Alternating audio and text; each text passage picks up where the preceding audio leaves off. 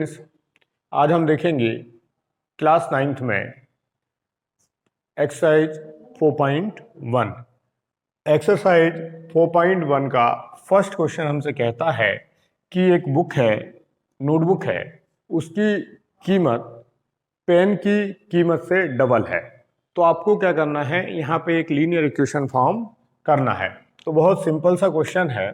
हम सबसे पहले सपोज करेंगे let cost of notebook be rupees x. हमने क्या किया, नोटबुक की कॉस्ट को क्या सपोज कर लिया, x, and cost of pen be rupees y. Pen की कॉस्ट को, पेन की कीमत को हमने क्या सपोज किया कि वाई रुपीज है। नाउ अकॉर्डिंग टू क्वेश्चन हमसे, या गिवन कंडीशन, ठीक है, प्रश्न के अनुसार क्वेश्चन क्या कह रहा है, क्वेश्चन हमसे कह रहा है कि कॉस्ट ऑफ नोटबुक, नोटबुक की जो कीमत है इक्वल टू है 2 इंटू कॉस्ट ऑफ पेन। ठीक, मतलब ये है कि आपकी जो पुस्तक की कीमत है वो 2 गुणा पेन की कीमत होगी। तो यहाँ पे कॉस्ट ऑफ नोटबुक क्या सपोज किया है हमने, x, तो ये आ गया x इक्वल टू 2y। तो यहाँ पर क्या हो जाएगा, इक्वेशन को हम x minus 2y equal to 0 अगर हम लेफ्ट साइड में लाएंगे लिख सकते हैं, यही हमारी 2 वेरिएबल में लीनियर इक्वेशन होगी। सिंपल क्वेश्चन था। अगर सपोज कर लीजिए हम दूसरे तरीके से वेरिएबल को चेंज करके भी ले सकते हैं। इसी को हम क्या कर सकते हैं कि पेन की कीमत को अगर x ले लें, आपके एनसीईआरटी में आंसर हो सकता है दूसरे तरीके से दिया हो, और नोटबुक की कीमत को हम क्या ले लें, रुपीज वाई ले लें। बात तो वही है, कॉस्ट ऑफ नोटबुक क्या है हमारी y, और 2 into cost of pen x, तो y इक्वल टू ये क्या आ गया 2x।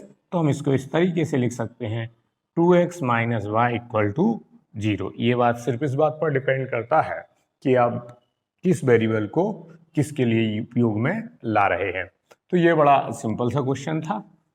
इसके बाद हमारे पास जो सेकंड क्वेश्चन है वो कह रहा है कि हम, जो हमारे पास कुछ इक्वेशंस दी हुई हैं, इनको कंपेयर करके लीनियर इक्वेशन से हमें क्या करना है, ए, बी और सी की वैल्यू को फाइंड आउट करना है। तो हम क्या करेंगे, जैसे हमारे पास फर्स्ट क्वेश्चन दिया हुआ है 2x plus 3y equal to 9.35 bar.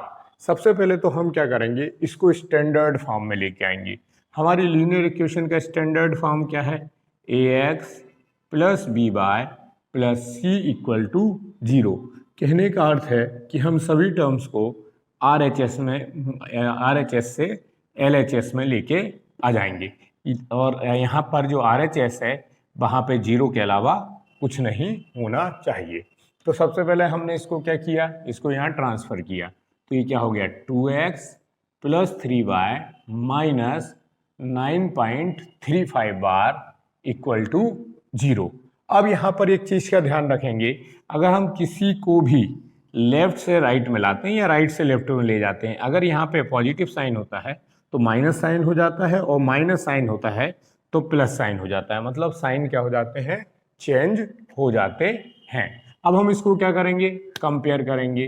Comparing this equation, comparing this equation with ax plus b y plus c equal to 0, जो हमारे पास लीनियर इक्वेशन उससे कंपेयर कर देंगे।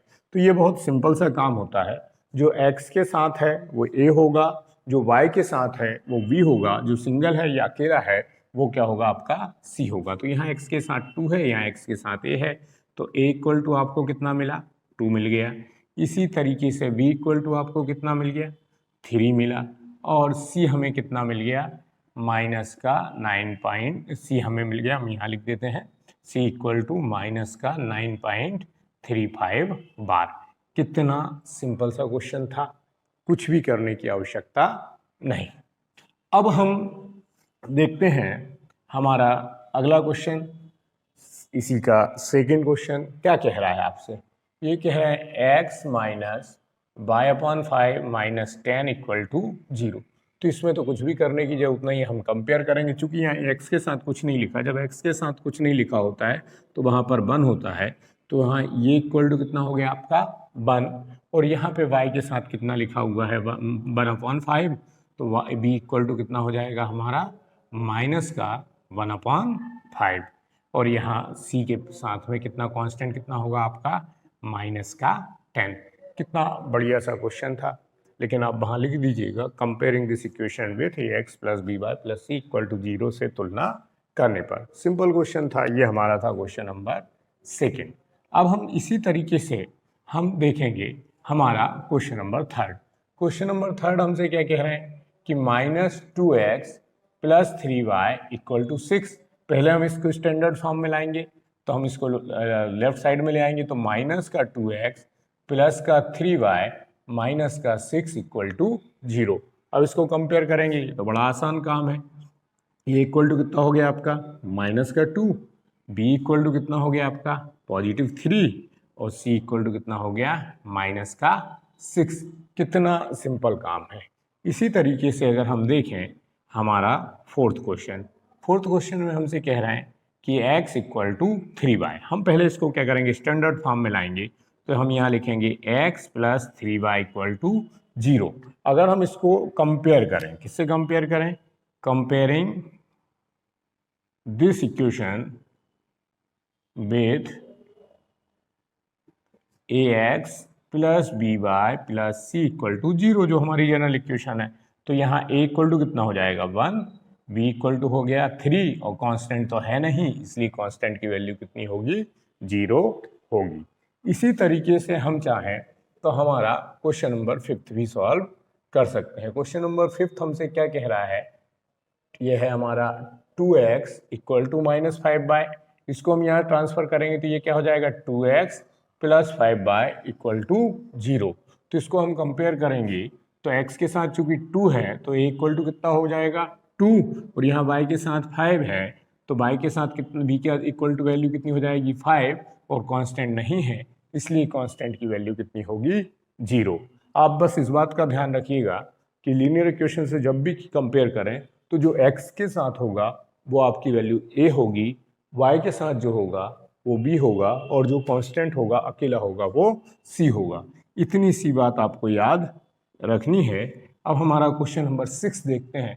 क्वेश्चन नंबर 6 हमारे पास है 3x प्लस 2 इक्वल टू 0। अगर हम इसको स्टैंडर्ड फॉर्म में लिखें तो हम ऐसे भी लिख सकते हैं 3x plus 0y plus 2 equal to 0। तो अगर हम इसको कंपेयर करेंगे तो a इक्वल टू कितना मिलेगा हमें 3, b कितना मिल गया हमें 0, और कांस्टेंट की वैल्यू कितनी हो गई 2। कितना आसान सा काम है, कोई कठिनाई नहीं है। अब हम देखते हैं हमारा क्वेश्चन नंबर 7। क्वेश्चन नंबर 7 हमारे पास है y माइनस 2 इक्वल टू 0। अगर हम इसको स्टैंडर्ड फॉर्म में लिखेंगे तो हम क्या लिख सकते हैं 0x plus y minus 2 equal to 0, और इसको अगर हम कंपेयर करेंगे तो x कितना होगा 0 चूंकि है नहीं, y की वैल्यू कितनी होगी 1 चूंकि 1 लिखा नहीं होता, और कांस्टेंट की वैल्यू यहाँ पर कितनी है -2। बहुत सिंपल सा क्वेश्चन था। और हम देखेंगे हमारे आज का लास्ट क्वेश्चन जो है, हमारे पास जो लास्ट क्वेश्चन है वो क्या है 5 इक्वल टू 2x।